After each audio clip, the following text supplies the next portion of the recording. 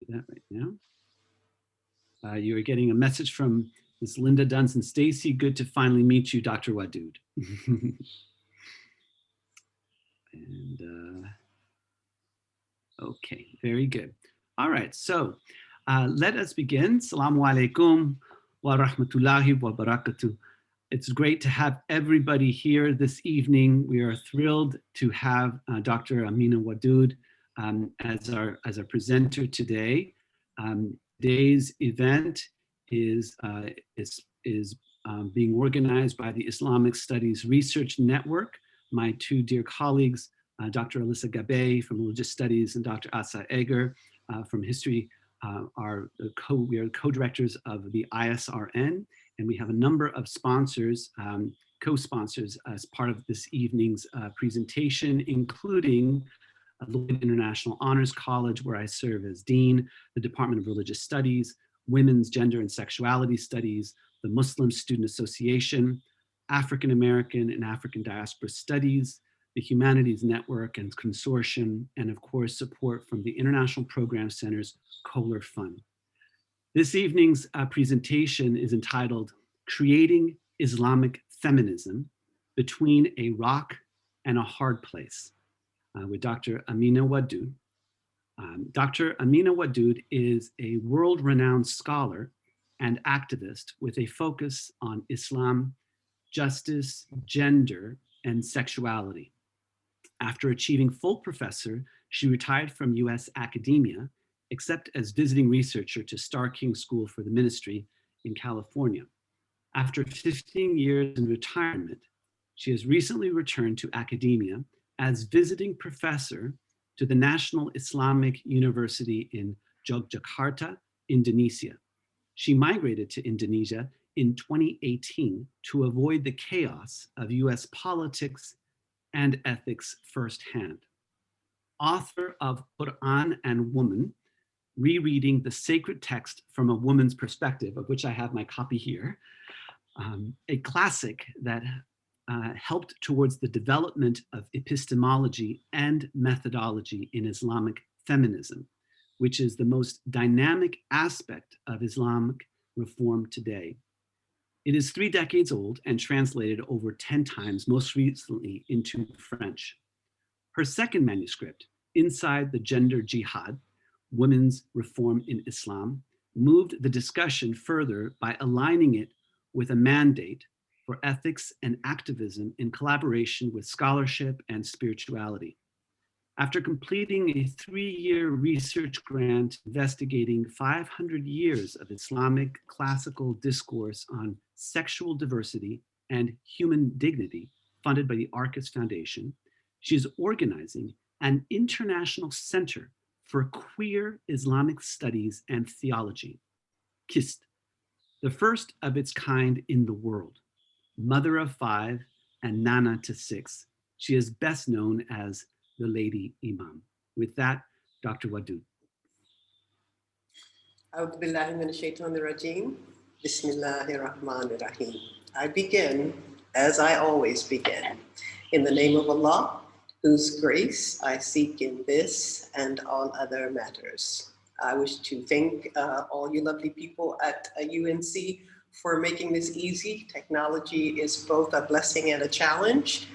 Particularly, I want everybody to know that I am currently in my Thursday morning over here in Indonesia while you're still in your Wednesday evening.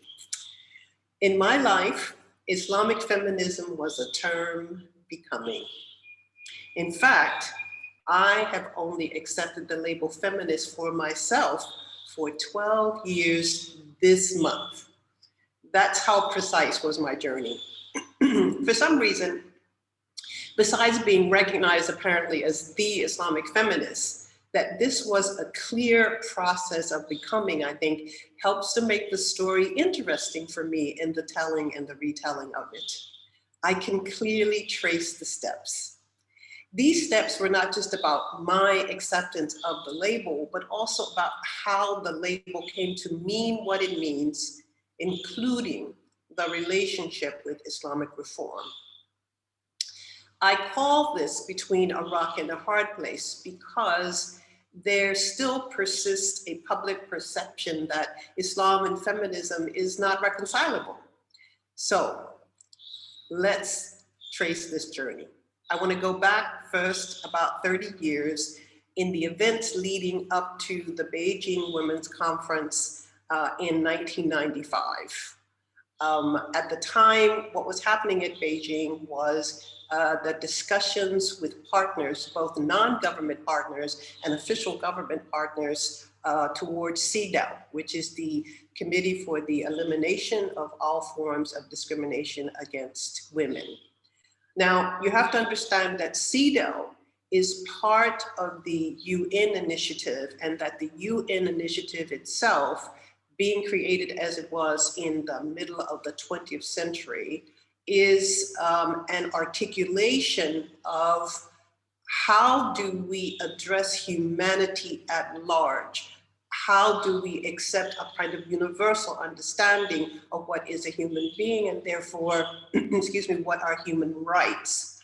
And what was interesting and continues to be interesting is that although the effort as it was made to challenge the atrocities committed in the wars, predominantly in the global north, known as the world wars, the reality is that they couldn't capture this human being once and for all. They keep having to tweak it. Keep that in mind when I talk a little bit about this intersection with Islam. I was at the Beijing conference with an organization called Sisters in Islam. Now, Sisters in Islam is a grassroots, voluntary organization, especially at that time. In fact, we were 8 when we started it, that has been in existence for more than 30 years. But at the time when we were in Beijing, we were just trying to sort of get our grounding, and we felt like participating in this conference was going to be helpful with regard to our trajectory. And what was that trajectory? We were all Muslim women who were comfortable in our identity as Muslims. And even though we were comfortable in our identity as Muslims, we had also all encountered ruptures between our comfort and some of the aspects of either public sentiment, culture, some statements or policies that have been made at the level of the government or certain Muslim-led organizations in the name of Islam. So it's like, you know, we were comfortable and yet we were uncomfortable. In Beijing, more Muslim women were in attendance than at any similar event before. So taking advantage of this opportunity to be all in one location, the women decided, well, let's just form a Muslim Women's Caucus. And instead, what they did was result to a shouting match. It was very interesting to see that there were 2 dominant voices or perspectives, and how these 2 rock and hard place perspectives would shape the discourse over Islam and gender for the next decade. It was also interesting to see that neither one of these voices could actually be said to be a reflection of or a representation of Sisters in Islam. So remember now that CEDAW is in its final stages, talking about, you know, how to set up this international instrument, and they're still working on it. They always have like Beijing plus 10, 15, 25, believe it or not, 1995. So we've gone quite a long ways. But you know, the gist of it was how to promote justice and equality for women under the law. But these 2 groups that, you know, these 2 camps that were apparent to me at Beijing had 2 diametrically opposed perspectives on how to deal with the issue of justice and equality for women. And they disagreed on these perspectives with the exception of one thing. They both agreed that you cannot have both Islam and feminism, or Islam and human rights. Think about it. Remember, this is at the Muslim Women's Caucus, so everybody present is Muslim in some spectrum of that identity, so that's not a judgment at all. But the most aligned with the discourse of the United Nations and most of the philanthropy coming from the global north were women I currently identify as secular Muslim feminist. For them, religion needed to stay out of the discourse of equality and justice for Muslim women. The other dominant voice who was there with support from, what we know today is sort of Wahhabi money and the Gulf and all of that, were Islamist. And they were a part of, remember this is 1995, they were part of a very strong thrust of of political Islam, different levels of fundamentalism, all the way up to its most extreme and violent manifestation, because of course, even conservative Islam has a spectrum. So CIS's location was interesting because we both identified with Islam and with human rights. We did not feel that Islam needed to be left out of the discourse, but we did not agree with the dominant understanding of Islam at the time, which was conservative, hegemonic, and patriarchal. So because we were, a non-government organization and therefore also searching for our identity and our trajectory, and also literally for funding in order to be able to continue, I thought it was interesting how these discourses over the next 10 and 20 years were shaped by these two, the rock and the hard place of these two dominant groups, and also about how it was a reconciliation could be made and what the grounds of that reconciliation would be. And that became a trajectory that eventually would lead to a really clear and resounding understanding of Islamic feminism. The other thing I want to just say, just because I think it's kind of funny, was the Islamist group considered Sisters in Islam to be secular feminist, and the secular feminists considered Sisters in Islam to be Islamist. So again, it's just being at this juxtaposition between, or this nexus between the rock and the hard place, I just think is a really important part of the identity. Even though now I look back at Beijing as the starting point, it took me another 15 years to really see what it is that I'm explaining to you at the time. During the time, I was immersed in grappling with the many threads that would lead to a coherent whole and craft a beautiful tapestry of unity and reform in Islam. And in the meantime, Sisters in Islam continued with its knowledge building. And this knowledge building was one of the most important distinctions between Sisters in Islam and other grassroots organizations.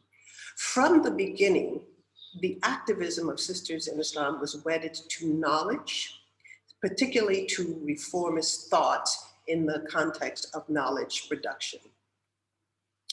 And there continue to be different manifestations about this rock and a hard place. So the one that I gave was the initial historical one, from Beijing into the next few decades, all the way into the 21st century. You had to choose whether or not you were going to do Islam, or you were going to do human rights, or you were going to do Islam or feminism, because the definition of both was such that there was no way to reconcile. Islam was defined only in patriarchal terms, and feminism was defined only in secular and even anti-religious terms. So that leads to another important rock in the hard place, and that's the epistemological one. How do we dismantle the gridlock of these two definitions in counter relationship to each other, except through the production of new knowledge in Islamic thought? And that was one of the most transformative aspects of my life. When I actually came to understand, from this conflict, that Islam is a living system comprised of its communities.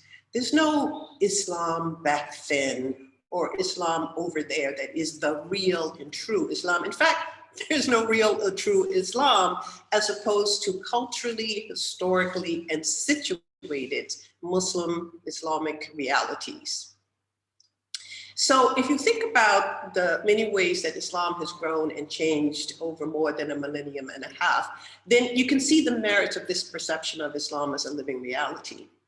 I like the reference to Shahab Ahmed's book, Before Orthodoxy, because he traces, it's about only one idea, and that was the truth of the experience of the prophet regarding the satanic verses.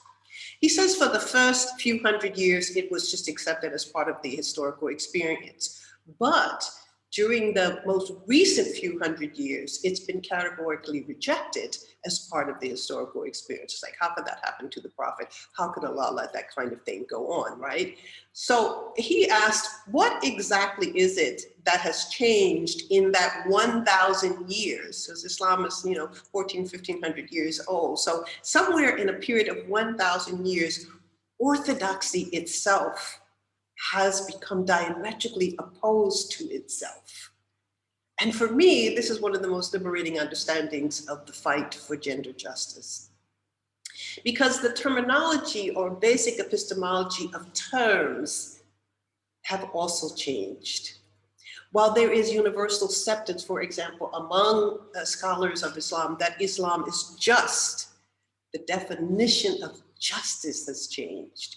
Before, it was possible to have just treatments of slaves. Today, no form of slavery can be just, period. So how do constructions of notions of justice impact how we proceed with specific issues of social justice, like equality for Muslim women, honor and dignity for LGBTQI? As a theologian, this has allowed my theology to be aligned with my activism, and has allowed my activism to be an ethical contribution to my theological analysis. Because activism and academia have been, and still are, sometimes another rock and a hard place. Now, while Islamic feminism is not limited to Muslim women, not every Muslim feminist is an Islamic feminist. Obviously, Islamic feminism is also open to non-women in the rock and the hard place of discourse over male-female relations. It's important to recenter, even when that sounds odd, to say something like non-women. Imagine the implications of that sounding odd. But the short answer is men can also be Islamic feminists, and so can non-Muslims. I am both a Muslim feminist because I identify as Muslim, but I am an Islamic feminist by methodology, epistemology, ethics, and theology. As many Muslim feminists were secular at the time that I was discussing with regard to Beijing, and they were against the inclusion of Islam in the human rights discourses. Actually, most Muslim feminists are more liberal feminists. And that is that they will use any means necessary to promote and achieve their objectives and their goals with regard to freedom, equality, and dignity. As an Islamic feminist, I only use Islam. But remember, Islam is an epistemology, a methodology, a process, not an end product, not a thing or final answer. But as an unfolding, then, Islam is always alive, even fragile.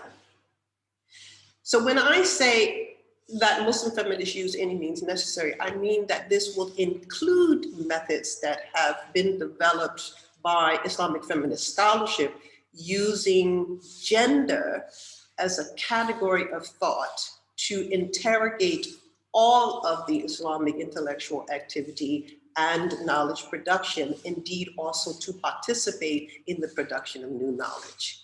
And this is the newest kid on the block in terms of Islamic reform.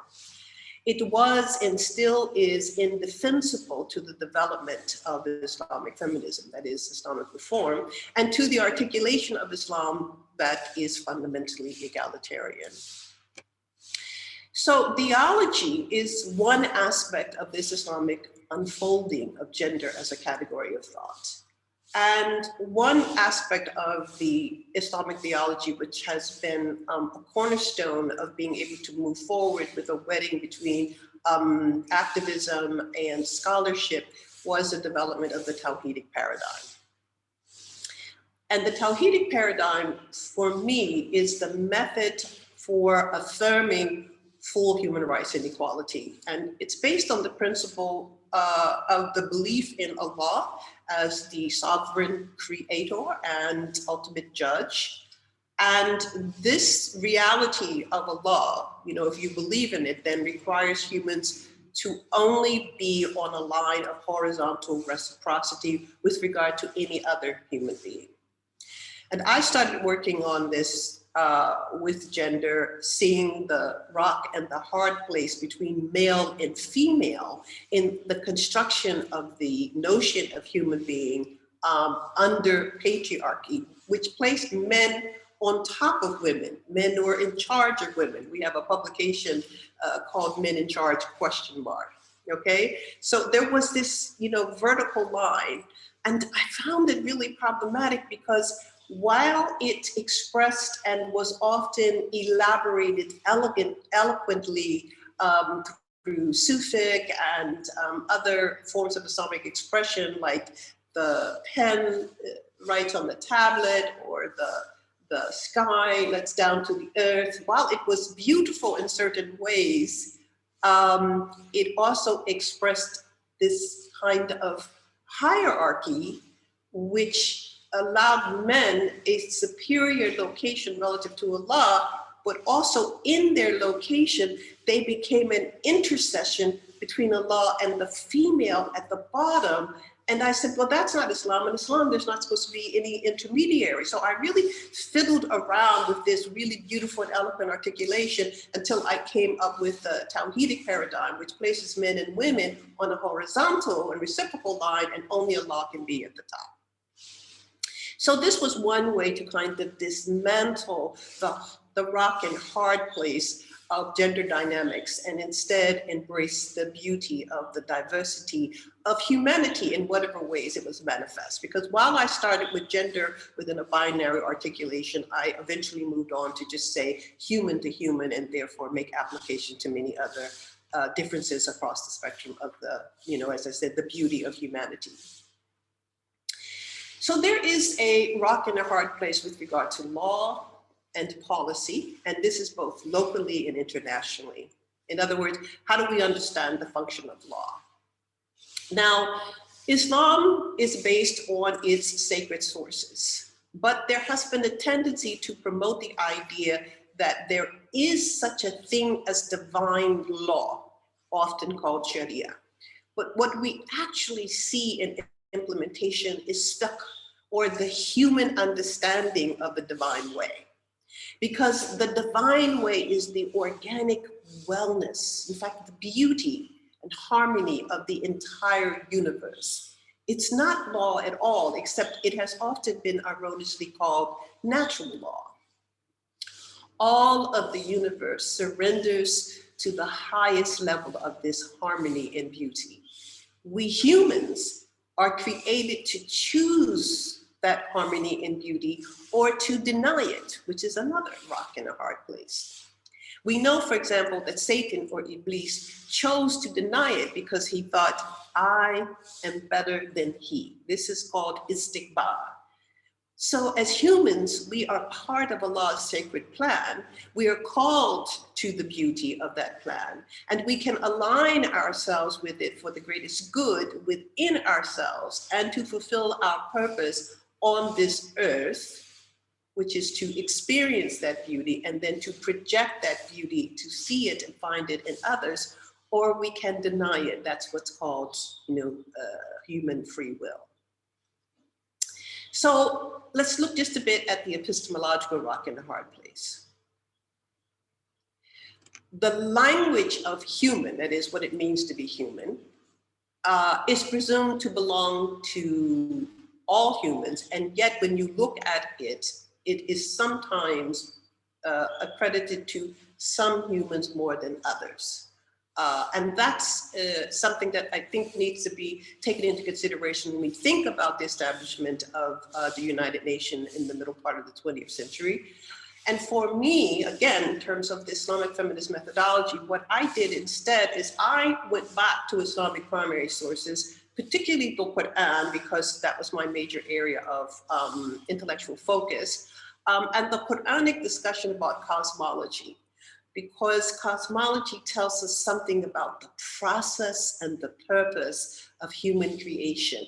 And in unpacking it, we come to understand what the Quran means when it says human. And the main purpose comes very simply, Inni ja'ilun fil ardi khalifa. I will create on the earth an agent, a moral agent. Every person, every human is born into this teleology. Every person is responsible for the earth and everything that is on it. Everyone is an agent in their own ethical trajectory.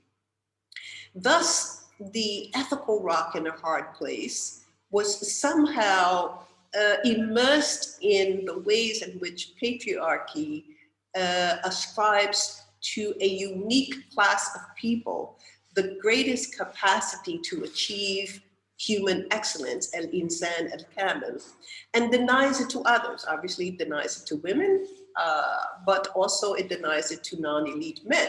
And therefore, it was possible to have an institution like slavery, because the idea of thinking about certain human beings as equal when they are also slaves, those two ideas is another kind of rock in a hard place. Zahra Ayubi, in her wonderful book, Gendered Morality, she actually does a thorough examination of the field of Islamic ethics as it unfolded. And she confirmed the idea that there is a construction of an exclusive, an exclusive sort of elite class of men who are capable of achieving the highest good.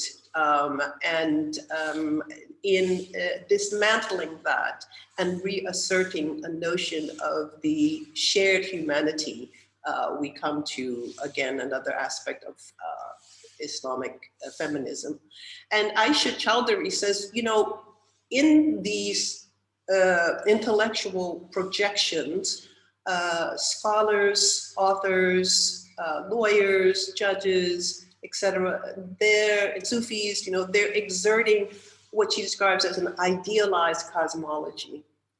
And that cosmology perceives of the world in a hegemonic view, and that hegemony is encoded not only in the ethics, but in all of the epistemology and theology. And so it comes out that, Islam is the source of inequality. So with an Islamic feminist lens, we read that cosmology creating a notion of inherent equality, reciprocity, mutuality, compassion, and support. So it was mentioned earlier that I did this 3-year research about sexual diversity and human dignity. And first of all, I just want you to notice that I have named this project Sexual Diversity and Human Dignity.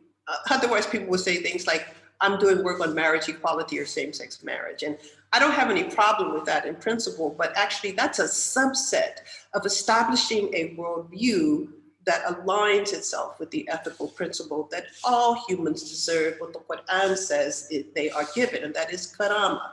لَقَدْ كَرَمْنَا بَنِي آدَمَ.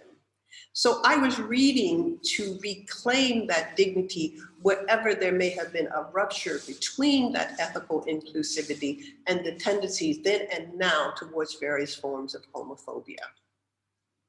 So the last thing I want to share with you is, a tidbit that I found in this research. The way that I organized it over the course of the 3 years was the first year I focused on the Quran, that is its text itself, especially as you know the story of Lut and this principle of karama. And the second was to, in that second part of that first year was also to look at tafsir literature over the first 500 years. The second year, I focused on hadith literature and sirah, the story of the life of the Prophet, upon him be peace. And the third year, I did the fiqh for a period of about 500 years. Many wonderful and exciting things that I discovered, but I really want to close by telling you this little story. Remember how when the Prophet ﷺ, felt that the situation in his home of Mecca was becoming just too great a burden. First, he sent some of his companions off to Ethiopia. And second, he also looked for a location for himself and those members of the community that eventually would come to travel with him actually to Yathrib or Al-Medina. But he went to Ta'if first. And the people in Ta'if treated him very badly. Not only did they not want him, but they chased him out and stoned him and that kind of thing. And so when he was in the desert and a little bit of recovery from that, heinous experience, the angel Jibreel comes to him and basically says, Allah has this capacity that he could just turn entire villages upside down. He can destroy them so that they are a thing forgotten. And the Prophet said no. Because one day, maybe one of their sons or daughters, or their sons and daughters of their sons and daughters will surrender to the truth of Islam. Now, I had heard the story, but I traced this in even more detail because when I came across this story, again, just coincidentally, during the research, it was in a conversation. Because what happens is, our perception even of the divine is sometimes locked between a rock and a hard place. And we think that our only relationship is one of obedience, that we cannot, in a manner of speaking, change who or what is Allah in our experience with who or what is Allah. And yet we see this story where the Prophet, sallallahu alaihi wasallam, where his compassion becomes an inspiration for another layer of compassion from Allah. Because yes, we have stories in the Quran where Allah does say the village was entirely turned over because of the sins of a few. And sometimes when I would read those, I'd find I had a little bit of misgivings. How does that fit with my notion of the compassion? And then I hear this story. And when I hear this story, what it says to me is that God is not a rock in a hard place, and that somehow we can bow down in a relationship of love. Love is in the heart. For while the Quran says that some hearts are indeed hardened, at least I want to make sure that this is by choice and not by the accident of differing understandings and the power dynamics that control whose choices get to be voiced and affirmed. So, refuse to give in to any location as a hard place that cannot be opened to become the rock from which a well springs forth, as described in the Quran relative to the journey of Moses with the children of Israel. Thank you very much. Thank you. Thank you so much. That was wonderful. There are about almost 90 people right now listening in, and I'm sure there's wonderful applause happening everywhere. Thank you so much for that. I will turn things over to my colleagues, Dr. Alyssa Gabbay and Dr. Asa Egger, to synthesize and bring out some of the questions that are in the chat. Thank you so much, Dr. Wadud. And I'll restate for those in attendance, some came in a little late, please use the Q&A button at the bottom, type in your question, and we'll try to get to as many as we can. Our first question is from Al Ryder.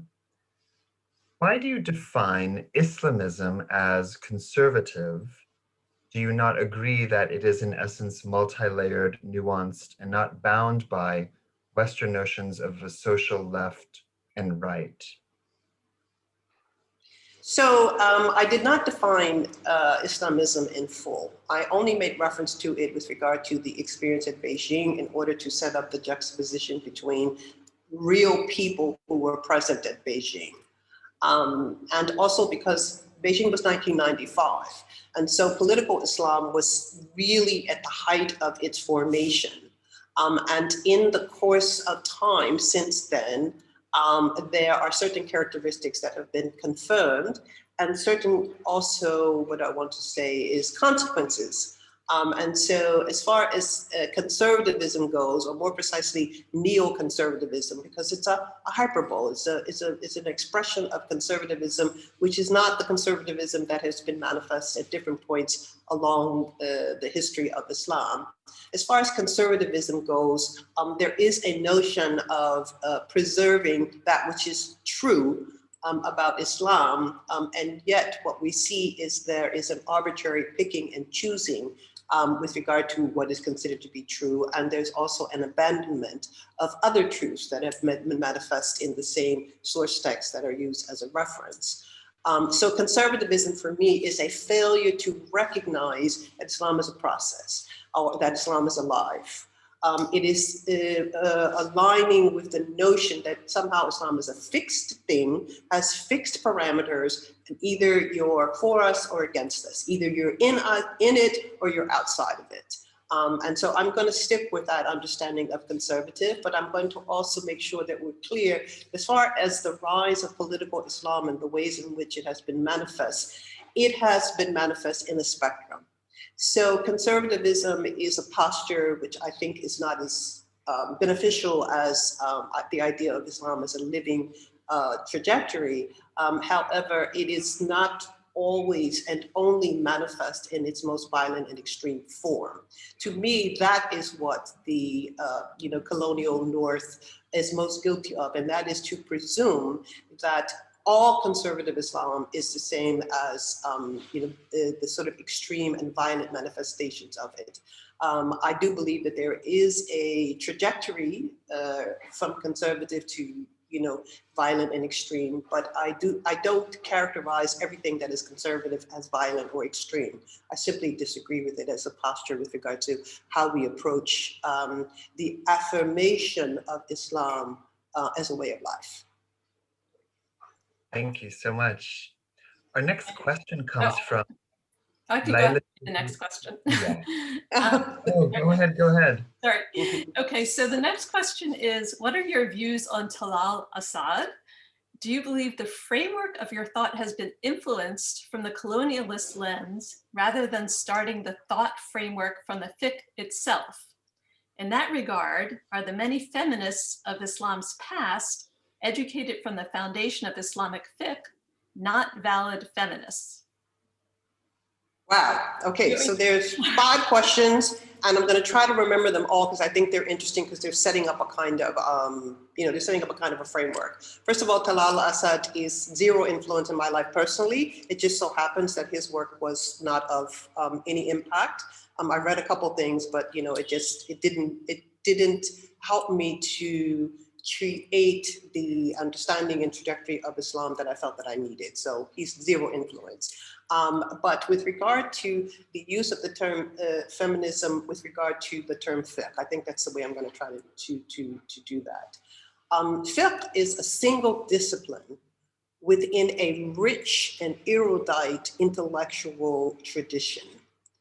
And fiqh, unfortunately, in certain circles came to eclipse everything else. And that's one reason why, for example, Tasawwuf, or the mystical traditions, the Sufis, were sometimes at loggerheads with the fuqaha, because there was a disproportionate preoccupation with narrow, manifest, boundaried understandings of Islam and Islamic action, where for the Sufis, the entire universe belongs to Allah, so why would we have to even have a boundary? And so I am, for lack of a better word, not a faqihah, it's not even my main discipline. My main discipline is tafsir. I actually am engaged with Quran, ulum al-Quran, and tafsir. That's my academic discipline. From that academic discipline, I began my work to help reform Muslim personal status law or Muslim family law using a collaboration with women and men who actually do fiqh. Because you cannot dismantle the system of fiqh when it is in implementation as the law of the land, as it is in many places, Muslim minority and majority alike. You cannot dismantle it unless you are equipped to engage with it directly. So I would refer you to the website for Musawa, www.musawa.org, because when I said that I'm an Islamic feminist starting this month, 12 years ago, in February 2009, the Musawa movement was launched. And it was at that movement when I reconciled the conflicts that I had had with the terms feminism and its relationship to Islam and became an Islamic feminist. And then retrospectively, I can look back and even consider my earlier work as on that trajectory. But before that, I categorically denied the term. So what was interesting working with Musawa in relationship to this question is people still perceive of things called Islamic law as if they are literally divine law. And yet that law is vastly diverse and in fact, sometimes internally contradictory. And yet a law is a part of the trajectory of harmony and beauty. So what we've had to do is to distinguish between divine law or Sharia, the way, the path that leads to the source of all life, from fiqh. And fiqh is a human intervention, and fiqh is what's in implementation for legal systems that call themselves Muslim personal status law. Lastly, these fiqh interventions are 100% and thoroughly patriarchal. They are hegemonic. And that was because women were not the agents of the formation of the law. They were the subjects of the conclusions of the law as they were formulated predominantly by men.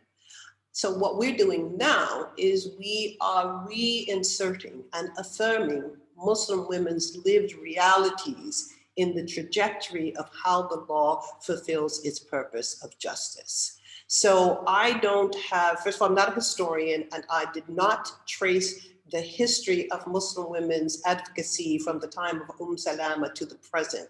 That's not the way in which I talked about this rock in a hard place. The way that I talked about it was along the lines of this trajectory of Islam as a lived reality versus the idea that somehow Islam is a fixed, closed system, which in my estimation is one of the consequences of fiqh. So I hope that answers all the aspects of that question. Thank you. We have a bunch of questions. We're going to try to get to them all. We have a question from Hiba Ahmad. In thinking of gender diversity and human dignity, but of course in the current social political spectrum that Islam spans and also must exist among, i.e. global conservative or liberal polarization, what are your thoughts about referring to Allah with she, her female pronouns in English as a way to counter patriarchal language and masculinization of Allah? I'm assuming this is a legitimate question because actually you can follow my YouTube channel or my Patreon page, and I have an entry called Allah is not male. I do a lot of conversation about this configuration, and I am known for using he, she, and it interchangeably with regard to Allah, because it is just a pronoun, and a pronoun is a functionary aspect or syntactical item in language, and none of them express the totality of Allah who transcends gender. And so the only way to be able to break the gridlock of the literal application of the Arabic use of he is to, in English, use she and it because we have three. Some languages, like Bahasa Indonesia, where I am, they have only one. And when I say this to Indonesians, they get it right away because they do not have a notion that you have to divide between male and female when you use that pronoun. They've only got the one. So regularly, I mean, like on a daily, even my friends who are fluent in English will say things like, you know, my husband, she's in the kitchen. They will not choose the right English item because they're not used to having to decide one or the other. They just use one. In fact, I'm starting a class and I said, our gender designation is going to be dia, because dia means he, she, and they. And, you know, it's just like if we're all dia, we don't have to argue over it. So I call Indonesian the bahasa of, I call Indonesia the tawhid of language, because they already have encoded the notion that there's just a single pronoun.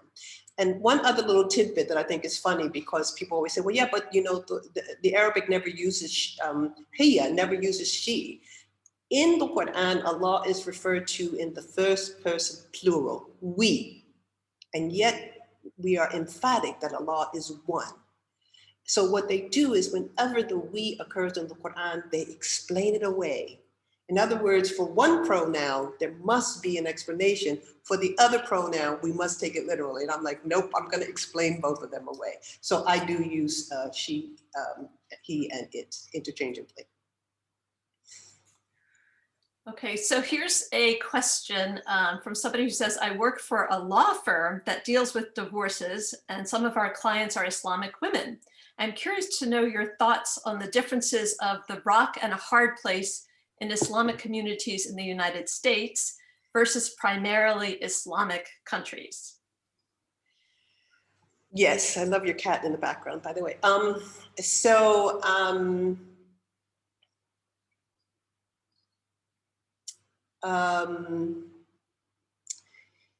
The United States Muslim community is predominantly conservative.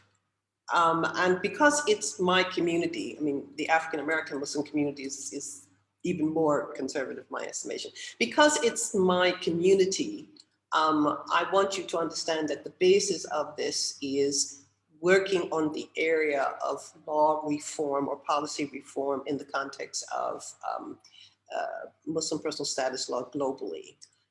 We don't have Muslim personal status law in the United States. So instead, what we have are sort of ad hoc systems, and these ad hoc systems are thoroughly patriarchal. And they are represented exclusively by men, even though women have argued against this, and women have the capacity to participate in this. So we, in some ways, are in an even more difficult situation with regard to legal, with regard to access to legal solutions to the problems, for example, of when a marriage is dissolved, you know, like divorce.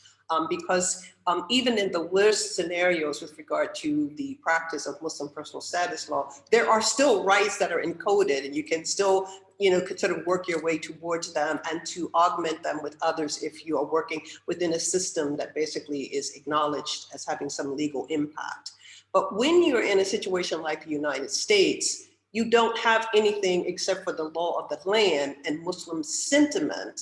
And Muslim sentiment, which often, you know, Rock and a Hard Place wants to designate itself as unique from, means that the best that might be offered within that, you know, secular, religious, inclusive system in the US is rejected by the mosque and Muslim communities as being, you know, anti-Islam. And it's not, because at certain point you can align, you know, we've actually done work on when there are parallel legal systems, especially when there is, you know, a sizable Muslim majority, but also a sizable non-Muslim population, there will often be parallel systems, and Muslims will have access to Muslim, you know, status laws, while there will be other laws for people who are not Muslim. And when there's a difference in these two systems, one of the things that Musawa and CIS have had to work on is how to reconcile those two, and particularly how to make sure that rights that are extended to a citizen under one law is also extended to the other system, be they Muslim or not. So in the US, everything is just haphazard as far as legal function goes. So at a practical level, it's much more important for women and men to secure their justice under the law using the legal system that exists, because unfortunately, the lack of legal status with regard to Muslim personal status law means that you are willy-nilly subject to anything, which unfortunately, in my estimation, is then going to be a consequence of the conservative nature of Muslim communities in the United States. And when I say Muslim communities, I don't mean everybody. I just mean that the communal structures, you know, the research that's been done in terms of mosque participation and, you know, side door entry and, you know, women's spaces and women on the executive boards and, you know, so as an organized Muslim population, we are still predominantly conservative, and this impacts on the capacity, I think, to be able to get the greatest justice from relying singularly upon those communities. I think you should take advantage of the legal opportunities that are available in the state to which you have your citizenship, that is, you know, as a US citizen. We have a question from Sky Kihuamani, who asks, you hinted at Sharia truly being the natural law, or that natural harmony which all the universe falls into. How do you understand Allah within that definition? And how are the two supported by the Quran? I tried to negate the association of Sharia with natural law, not in terms of the whole philosophical and epistemological discussion about natural law, but because of the word law. Instead, I want us to think about Sharia as the way. It literally comes from the same word as the word street in popular modern Arabic, Sharia. You know, it is the way. And prior to Islam, it was the way that leads to water. And think about in the desert, water is the source of all life. So it's sort of like the Tao of Islam. It is the way. And the reality of the way is that it is accessible to everything in the creation. You don't need a law to get access to it. It's just there. And the ultimate characteristic of it for me is harmony and beauty, balance and unity.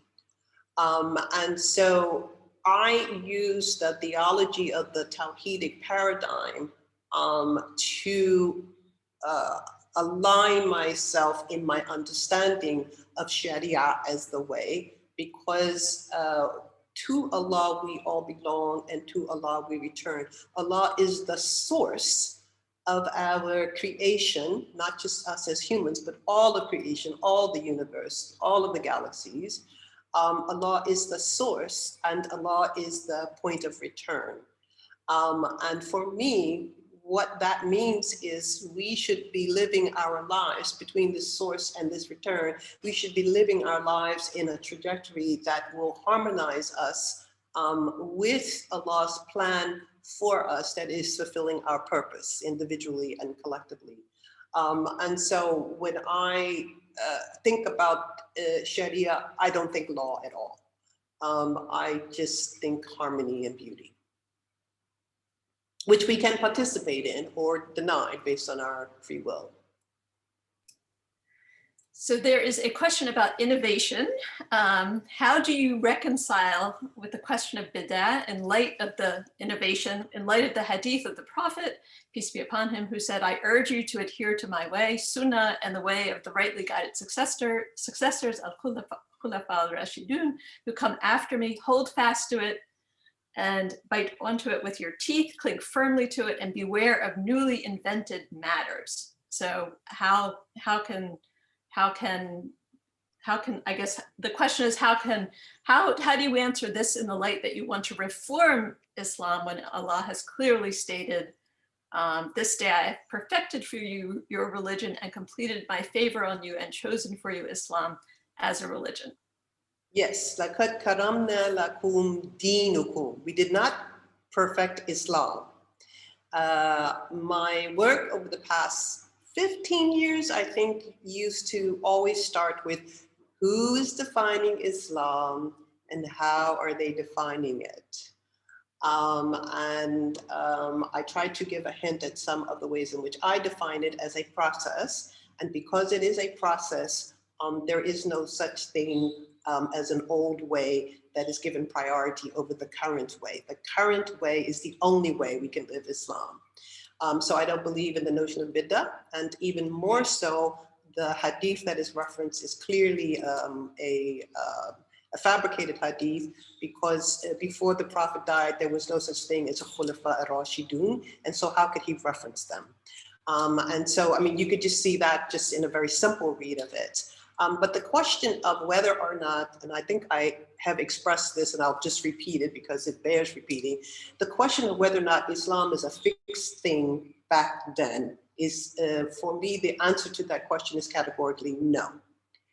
And that is because the Quran uses this term with regard to humans who existed prior to the life of the Prophet Muhammad, upon him be peace, as a reference to a status of surrender and alignment with the divine way.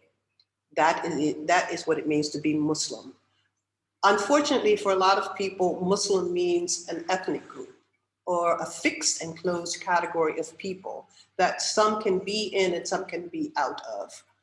And while I identify as a Muslim in many of the parameters that have been established, I really don't see Islam as a closed system. And in fact, if Islam was a closed system, then I would say that it was a faulty divine design. In other words, if Allah, if Allah had perfected a way, dinukum, but that way was exclusive to only one ethnic group or one set of people who, identify with a certain quote unquote religion, then Allah is basically saying, I choose some of you over others, and I just don't abide by that notion with regard to my understanding of the divine. So I don't operate in a closed system, and I don't use any statement from the Prophet, the Quran, or anything as an affirmation of a closed system. So that's my overall response to that. Thank you so much. We have two questions, which I believe you've already spoken a little bit about, but since we have two questions they're similar, from Leila Kiandost is one, and the second one is, what is the, I can't see the name of the second person, but the questions are the same. What is the difference between being an Islamic feminist and a Muslim? How can someone identify as one but not the other? But also, how can feminism and Islam go hand in hand? And I know you answered part in I hope the entire lecture dealt with that second question, only I'm going to restate it with reference to the first question. Muslims were identified as the persons who launched an attack on the World Trade Center in 2001. It's very easy for me to say I do not identify with those Muslims. It is also easy for me to say, and it is important for me to make the point that I do identify them as also Muslims. In other words, I don't see Muslims as a fixed group and everybody does the same thing, kumbaya. I love diversity. I thrive on diversity. I can only operate tawhidically by the reconciliation of the beauty between these manifest diversities. So no, not every Muslim is a feminist of any type, and not all feminist Muslims are Islamic feminists of the type that I explained. So do you need anybody's version of feminism in order to be Muslim? Absolutely not. Not only do you not need it in order to be Muslim, you don't need it in order to do justice, especially in this case, gender justice. And so it's not a requisite. It is, however, for me, an important part of the evolution of my life. And that's why I love the telling and the retelling, as I mentioned at the beginning of my presentation, because I remember and I have documented publications to express my rejection of the term feminism. And I remember how that was transformed. And in the transformation, not only do I remember, I really came to understand how I became a better Muslim, how I achieved greater peace, because I realized I don't have to choose between the rock and the hard place, because both of them are accessible to me, because Allah, who is the source and the thing of return, is the one who has sovereignty over the entire universe. So everything is under that purview. I don't have to be feminist of any sort in order to get access to it. So being an Islamic feminist is not a linchpin term that if you're not, therefore I don't want to work with you. I not only work with people who are not feminists, I work with people who are secular feminists and reject my notion of the necessity for the integration of the sacred in our discourses over human rights, because, and I just want to give you a really clear example of how this works. There's been a global campaign for the eradication of violence against women, VAW. It's a movement, and many people have worked on this issue from many different perspectives. As an Islamic feminist, I consider this issue, violence against women, an important issue to be addressed, to be tackled, to be eradicated. And so I am comfortable to align my Islamic self with people who are working to eradicate it, even when they come from other perspectives. So sometimes the issues of real life exceed the boundaries of my own identity, and I'm okay with that. Likewise, when we think about the status of the environment, that is the way in which we're treating our home, the planet Earth, I would want to not only protect and take care of the Earth, whether or not the other inhabitants on that Earth believe the same thing as I believe in terms of my dedication to Islam. So I am identifying myself as Islamic feminist because of the trajectory of my life, which I explained in my presentation, but I by no means require everyone to simply be me. I'm very happy for people to be something different and for us to work together towards the harmony that I seek in all of the universe. So that's the way I see that. Dr. Wadud, this is a wonderful way to end this part of an ongoing conversation. I absolutely love the way that you speak about Islam as being a process. We had many more questions, and I apologize that we were not able to get to everything. Many people are thanking you on the chat for your wonderful presentation and taking the time to respond to these questions. Let's give a sort of another round of applause to Dr. Wadud for being with us. Thank you. You're getting many messages here, Dr. Wadud. We wish you all the best in your new project. We are, of course, the Islamic Studies Research Network, completely and totally behind your efforts. We're inspired by the work you've done, as you've inspired millions of people around the world in terms of reimagining and opening up new ways of understanding Islam.